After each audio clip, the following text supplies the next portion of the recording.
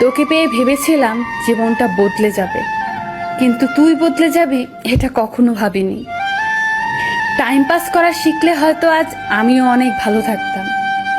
ছোটবেলায় ভাবতাম বড় হব কবে, কিন্তু এখন বুঝি অসমাপ্ত স্বপ্নগুলোর চেয়ে ছোটবেলার ভাঙা খেলনা অনেক ভালো ছিল।